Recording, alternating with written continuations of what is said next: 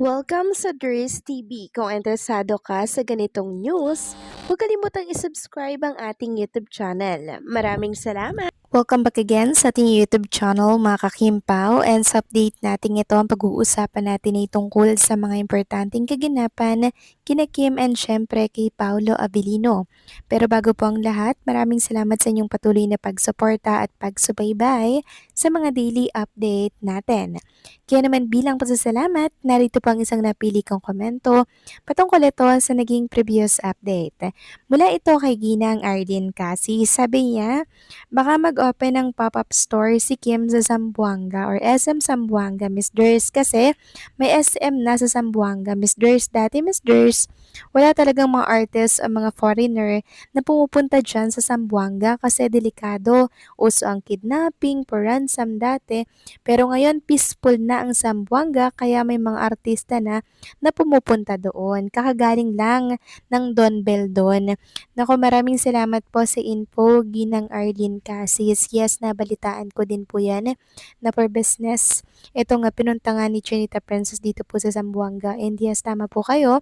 May kinalaman po sa pop-up store ni Trinita Princess na ilalagay nga dito sa SM Zamboanga. So kung dati sa SM Cebu lamang po meron, abay meron na po sa iba't ibang panig ng ating bansa.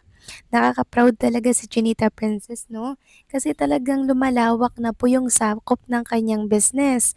Tapos nitong nakaraan, nakipag-meeting na po siya sa SM Retail Headquarters. Diyan po yan sa malapit sa Mall of Asia, mga kakimpaw. Talagang puspusa na po yung pagdo-double time ni Trinita Princess para po mas madoble yung kanyang income. Para nga naman matapalan at matabunan po yung nawalang pera po sa kanya. O, di ba? Nang sa ganon, hindi na po masyadong masakit or mahirap tanggapin ni Kim Cho yung nangyari. Kasi, di ba, kapatid niya naman, kadugo niya naman po si Ate Lakam, kaya talagang mapapatawad niya yan nang walang hindi.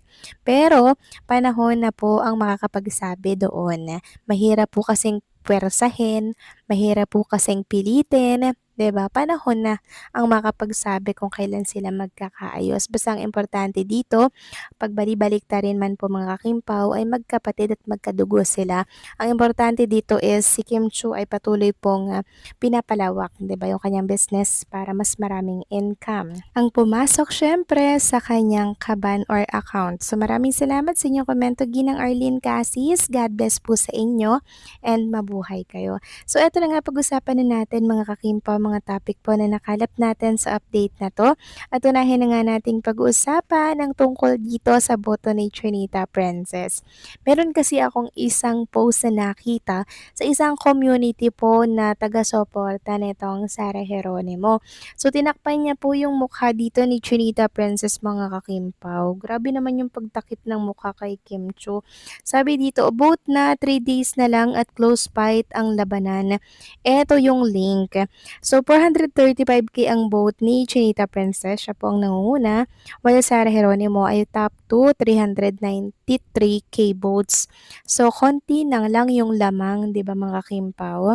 And itong si Sarah G ay pwedeng mauna, pero syempre, hindi natin nahayaan yon dahil tayo din ay boboto dito mga kakimpaw, okay? So sa mga gusto pong bumoto mga kakimpaw, punta lang kayo sa page ng Trending Viral PH. Pwede nyo pong iboto doon si Chinita Princess para mas lalong mapalayo yung boto natin sa pangalawa or sa kalaban. Okay? Tulong-tulong po tayo dyan. Samantalang next topic naman, talakayin naman natin mga kakimpaw. Ito pong naging previous update natin kasi talagang pinanood ko po yung It's Showtime. Binalikan ko po talaga yung episode ngayong araw.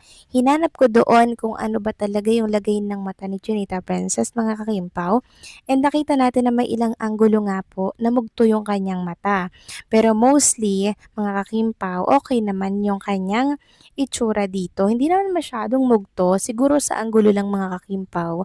May side lang talaga or may view lang talaga na very halata yung kanyang mugto sa kanyang mata. So marahil ito po yung ini-issue ngayon ng ilang mga netizen at bashers na kung saan ay umiyak daw si Chinita Princess backstage dahil mugto yung kanyang mata. Naku mga kakimpaw, wag po tayong maniniwala sa mga mga nababasa at napapanood natin dito po sa mundo ng social media kasi hindi natin alam ang totoong nangyayari dito kay Chinita Princess. Marami po kasi niyang gawa sa likod ng camera, kaya naman mga kakimpaw, madalas 'di ba inaabot po siya ng madaling araw sa pag-i-inventory po ng kanyang business na House of Little Bunny, lalo na po at may mag-o-open pa na pop-up store dito po sa SM Zamboanga at marami pa pong iba. So, ipupunuin niya po ng House of Little Bunny ang mga SM. So, lalagyan niya po ng pinakang boutique yung SM. So, stress ang lola mo mga kakimpaw. Kasi syempre, mas marami po ang kanyang aasikasuhin sa mga susunod po na araw. Kasi pag business talaga mga kakimpaw, dapat maging hands-on ka dito. Kaya kung inyo napapansin, siya talaga yung naglalakad, siya talaga yung nag-e-effort, siya talaga yung nakipag-business meeting. Kasi ang hirap na pong magtiwala ngayon mga kakimpaw, 'di ba? Kahit kadugo mo kayang-kaya kang lokohin. Kaya good job, Chinita Princess. Samantalang next topic naman, talakayin naman natin mga kakimpaw. Ang tungkol dito sa paghingi po ng dasal ng ilang Kimpaw fans para po yan sa safety ni Kim and ni Paolo Avellino. Meron kasi ako nakita kanina na ganito. Sabi niya dito, include Kim and Paolo, protect them Lord from diabolical attacks, physical, mental, emotional, and spiritual. Deliverance from demons, spirits, of envy, curses, hexes, spell, evil eyes, evil tongues, and evil minds. So natuwa lang ako mga kakimpaw nang mabasa ko po ito dito sa X kasi hindi lang po pala kayo mga kakimpaw yung nagpe-pray sa safety ni Kim and Paolo. Kasi meron din sa X talaga na talagang nagtatype sila mga kakimpaw para po sa safety at hihingi po ng dasal si Kim and si Paolo Abilino. Kasi sabi ko nga po, sobrang powerful ng prayers ngayon mga kakimpaw, 'di ba? Ito po talaga yung magliligtas kay Kim and kay Paolo. Kaya kung ano man po yung problema na meron sila ngayon, meron silang pinagdadaanan, hipuin sila mga kakimpaw ng Panginoong Diyos, 'di ba? At sana ay malagpasan nila kung ano man po yung individual nilang mga problema or mga karamdaman or pasaanin po sa buhay, 'di ba? Si Lord na po ang bahala diyan. Basta ang importante, palagi po nating pinag-pray si Kim and Paolo Avellino para po sa safety nila. Lalo na si Kim Chu, 'di ba? Dahil araw-araw po siyang may ganap. Tapos madalas pumupunta po siya sa malalayong lugar, probinsya para po asikasuhin yung kanyang business.